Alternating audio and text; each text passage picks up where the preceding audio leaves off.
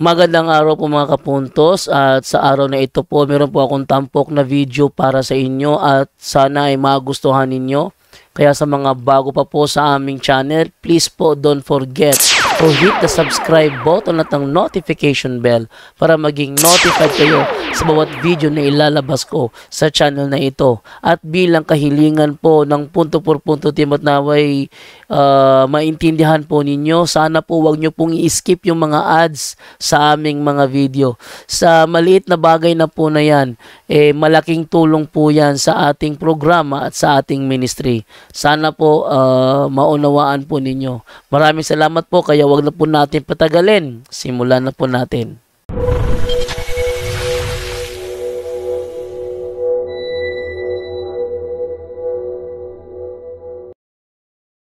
Hello mga kapatid, kumusta po? At happy Divine Mercy Sunday sa ating lahat. At kumusta na po kayong lahat? At pasensya na kayo, naputol yung live natin nung isang araw, kahapon, kagabi, no? Dahil hindi maganda yung internet natin. Ito po yung lugar kung saan kami magmimisa minsan sa seminaryo. Ang ganda ng lugar. Ito po yung Our Lady of Fatima. Nandito po yung grotto ng ating mahal na ina, Lady of Lourdes, hindi pala Fatima. So may isi-share ako sa inyo ngayon mga kapatid. At may misa ako alas 5 dito sa Marriage Enrichment sa pamilya, sa ating mga deliverance team. At nung isang araw, may from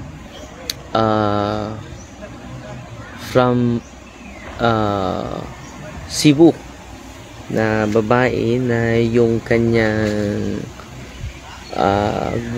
great grandmother ay mangkukulam. Just imagine yung great grandfather niya ay mangkukulam. At ni-renounce nila kasama yung pero siya kasama na yung nanay niya, kasama niya yung nanay niya, no?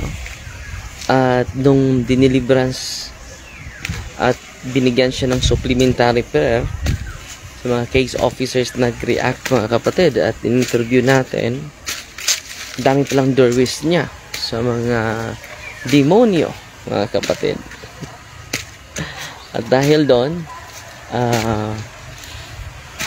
binigyan natin siya ng solemn exorcism o isang araw. Labangon, Cebu. From Labangon, Cebu pala siya. Just imagine, from Labangon, Cebu. Grabe yung reaction niya na hulog siya sa kanyang upuan, sumisigaw, may demonic tongue pa. May demonic tongue pa. Very very religious. Religious itong babaeng ito. Hindi mo laging nagsasamba, no? Laging nasa simbahan. Lahat ng mga religious organizations nasalihan niya mga kapatid. Nandito ako sa asa mo? Nag-usam ni mo. Nag-live. Ngulit na mo? Ngulit na mo? Nag-usam di mo dire? Nag-usam mo dire? Pasidungog? PYM? Asa man ninyo? Nali, picture tali. Picture ko na mi. Picture ako. Ibutang sa akong cellphone. Picture sa mi. Asa man ninyo, day? Ha? Asa man ninyo, day? Alila? Dili nga na dito? Oh, 5 ramos lila? Lima na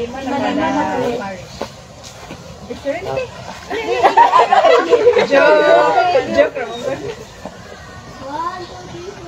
Uli na mo? Ikaw na kung tikid ako, dun kong nga. Magbakay lang, kung father, padungos ko. Thank you, father.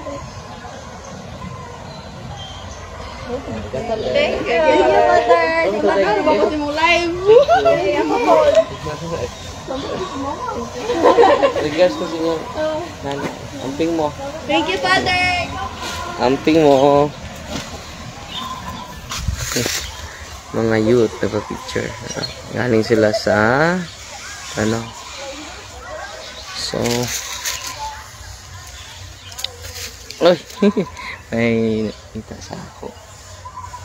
So thank you so much. So patuloy tayo mga kapatid. Yun, nag-react, na-amaze, na-shock, hindi na-amaze, na-shock yung ano, na-shock yung nanay niya dahil wala sa sarili yung kanyang anak. Bibigyan natin siya ng series of exorcism mga kapatid. Sila po ay kasama ni Brother Emil. Taga Cebu, Labangon, no? Very active na batang ito, babae. At patuloy pa natin binibigyan siya ng series of exorcism mga kapatid. Kahapon 8 po yung ine-exercise natin. Just imagine, great grandmother niya ang mangkukulam. Grabe, no? Pero naapektuhan pa siya. Totoo talaga yung sinabi sa banal na kasulatan mga kapatid. Ano ba ang sinabi sa banal na kasulatan sa Exodus chapter 20 verses 1 to 10, no? Kung hindi natin susundin ng Diyos at ilagay na natin yung ating pananampalataya sa object, sa Diyos-Diyosan, yan ang mangyari sa atin. Ang punishment nito ay aabot sa 4th generation. Just imagine, great-grandmother niya yung mangkukulam, yung pambabarang mga kapatid. At ngayon mga kapatid, makikita natin na totoo talaga yung salita ng Diyos. Maapektuhan pati ang 4th generation nila. Grabe, no? So, pasalamat tayo sa mga nagpadala ng mga stars. So, maabot na ng 270 stars ang pinadala ninyo. So, yan ang experience natin noong isang araw, last Friday, mga kapatid. Yan ang experience natin last Friday. So, ngayon ay Sunday. Ang dami mga taong pumupunta. Kahit wala ako doon sa office. Nandun si Father Mayong. Nandun din si Father Il. Tumutulong. Hoy! Hello! Asa mo? Kinsa man ka? Kinsa man ka? Nakoy misa are. Nakoy misa. Nag-live ko. Oh, ka-live ka? Ay. Uli na mo? Gustaanan ninyo eh. Daghan mo diha? May misa. Mag-misa pa ko, alas 5. Ay, Pat. Di ko muli. Ba't nang sinaw? Yaw. Nagsinaw ang bulan. May mga wapa nga youth na to. Sa mga suking tigpaminaw sa mga live sa among kinagwapuhan nga pari, si Father Darwin. Muna na may kay manakayan kami. Ayan pa mi. Ikaw, di ka niniatan, Pads, ug kuan ka ng Kuan, piwayan. PYM. Bye, Pads! Bye-bye. Bye-bye. Daghan na din nyo eh. God bless! Daghan lagi mo. Ha? Daghan mo. Asa mo lang, Pilipiniana lagi mo. Na-awardan? Wow. So may award ni mo. Most Outstanding Minister for Social Justice. Lak, yawa. Kano na nagtindog sa gawas. Magkano na? Ikaw, bye, Pads! Boss. Nadaghan, naka-viewers ka, naka-napi ng Si mga youth natin, mga kapatid. Ay alas 5 magmisa tayo with Family and Life. Dahil yung mga deliverance ministers natin ay nag-undergo sila ng marriage enrichment, mga kapatid. Okay. So patuloy tayo So, kita nyo mga kapatid, yung epekto pala sa mga occult practices.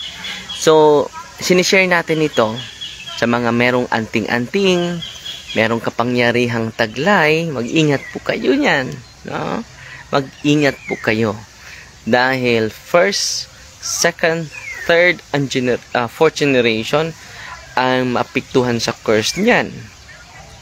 At hindi makatago yung mga demonyo, mga kapatid, during exorcism natin. Normal na normal yung babaeng iyon.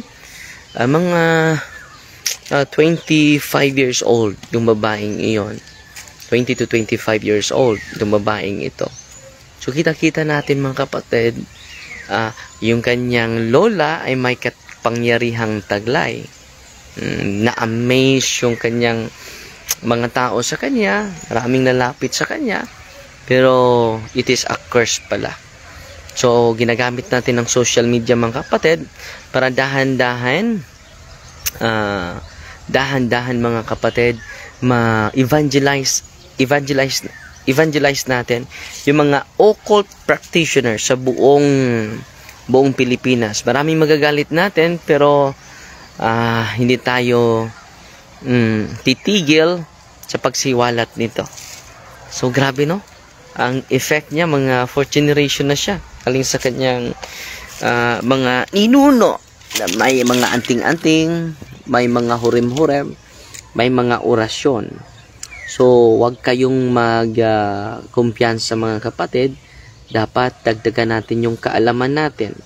Dagdagan natin ang pagsusuri natin para hindi tayo maloko ng mga masamang espiritu na magbigay sa atin ng kapangyarihan na taglay. Pero ang kapangyarihan natin pala ay na ating natanggap ay galing pala sa kadiliman. Kaya nga sa Catechism of the Catholic Church 2116, magandang pagninilayan natin yan. Malinaw na malinaw mga kapatid, anong sabi nila sa simbahan? Ang sabi ng simbahan, all forms of divination are to be rejected. All forms of divination are to be rejected po.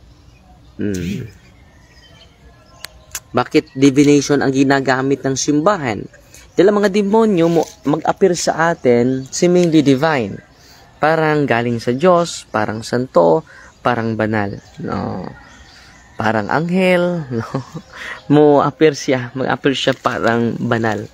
So yan po ang tinatawag, all forms of divination are to be rejected. Mabigat po yung sinabi ng simbahan, rejected po.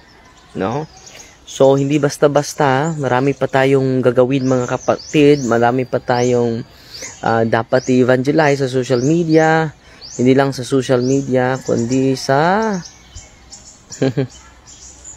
hindi sa buong mundo mga kapatid. Yan ang dapat nating gawin mga kapatid. So sinishare ko lang sa inyo para dahan-dahan mabuksan yung isipan natin na na-attach tayo sa mga anting-anting. Dahil yung mga ninuno natin ay mga anting-antingan.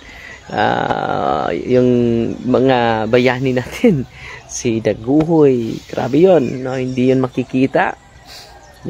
Akala ko yung mga sa atin, tinatawag yun na ang tawag yun sa orasyon, tagulilong. Kahit nasa harap ka, hindi ka makikita na ang mga kalaban mo, no? Akala ko storya lang po yan, pero totoo pala yan, no? Marami na mga experience natin, mga dalawa na nag-surrender sa atin, na meron silang orasyon na tagulilong. Yung tagulilong ay hindi makita, no? So lahat tayo ay may ninuno, may mga ancestors na may taglay kapangyarihan. So dapat natin i-renounce yan. At paano natin ma-renounce yan? Sa pamagitan ng ating sacramentals ng simbahan at paglapit sa sacraments ni Kristo. Sa sakramento ni Kristo, nakapangyarihan talaga. Walang kapantay, walang katulad, incomparable po yung kapangyarihan ni Kristo na nasa kanyang simbahan. So maraming salamat po sa mga nagpadala ng mga stars. Umaabot po ng 480 stars. Yung pinadala ninyo, nagpadala sa atin si Adeline Uka, 50 stars. Si Ginny Fidaguhi, Pieter Kaliwat Baya Tunamo Sidaguhi Father, no?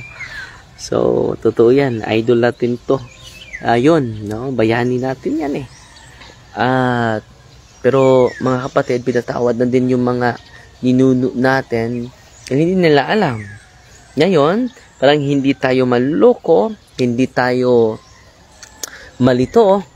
Dapat dagdagan natin yung kaalaman natin patungkol sa spiritual phenomena. Sa pamagitan nito mga kapatid, maraming mga curses ma-break natin. Maraming contamination ma-break natin. Maraming mga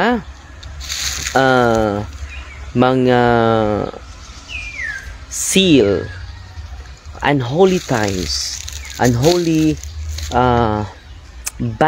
bandages, no, sa mga occult spirits. At dahil sa simbahan, marami tayong matulungan.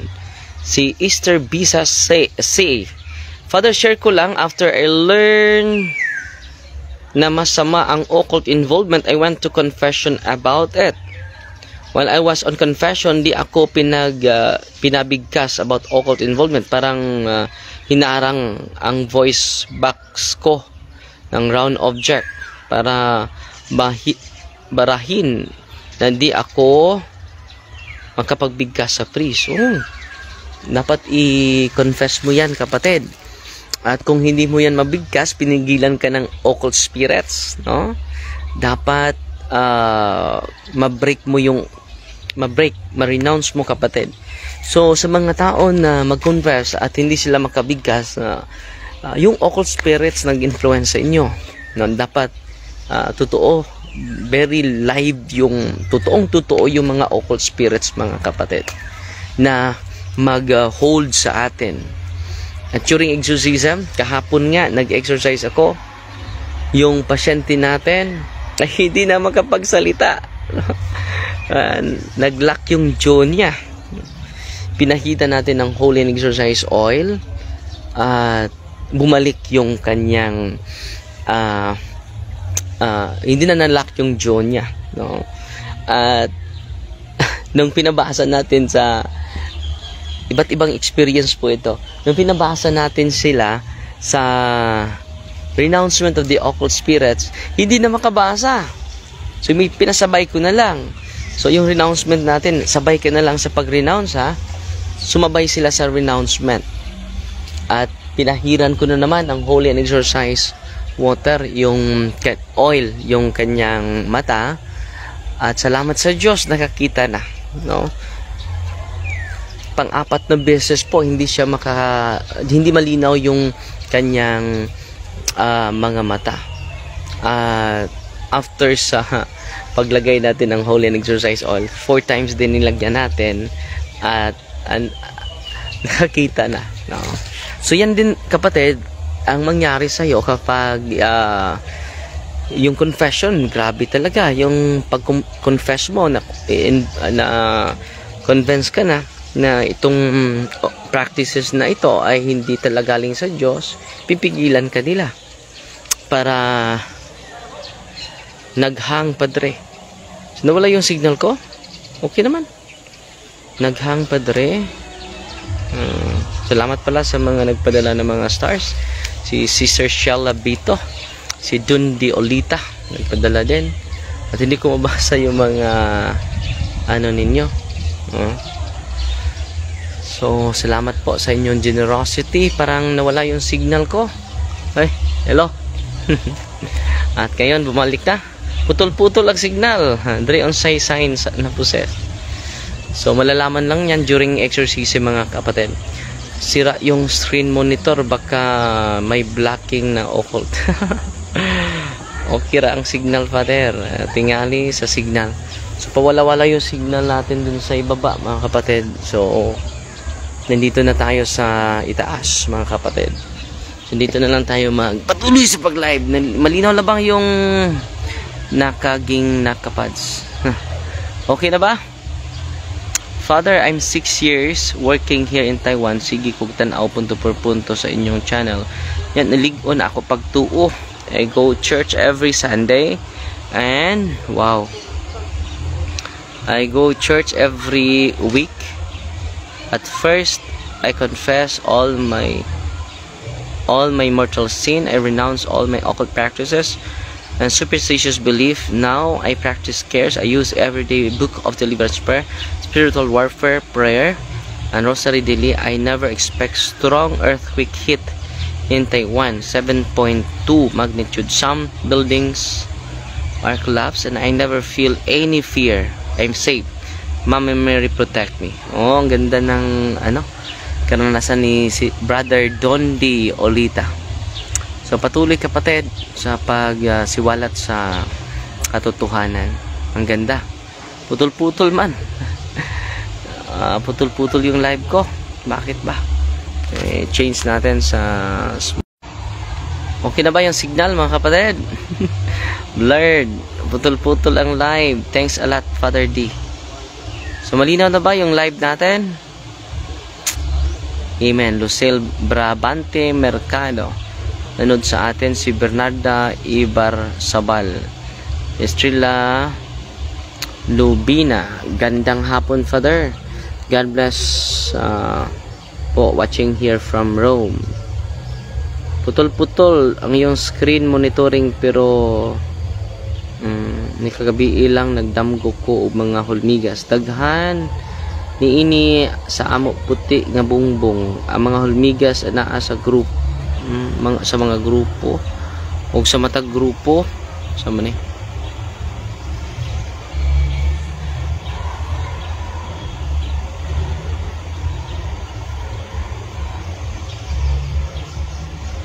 Hay kagabi ilang nagdamgo ko og mga hulmigas. Na naginip daw siya ng mga ang Tagalog ng hulmigas. Daghan niini among puti sa bungbong. Ang mga hulmigas anaa sa mga grupo ug matag grupo sa mga dautan o demonyo nga simbolo. Nalisang ko akong damgo og gihikap ang matag usa. Simbolo nag-ampo niini gisalik pinaagi sa ngalan og dugo sa Dios. So Kristo gisuluyan nako. Nga masabtan ko unsay gipasabot sa kodam. So continue praying kapatid, no? Don't rely on dream mga kapatid. Si Alexander Lirit Toresta. Watching from Masbate. Si Jessa Bautista. Blessed afternoon, Father. Watching from Aklan. Langgam pala. Salamat, Sister Jennifer. Okay na? Okay na diha. No man na? God bless mga kapatid.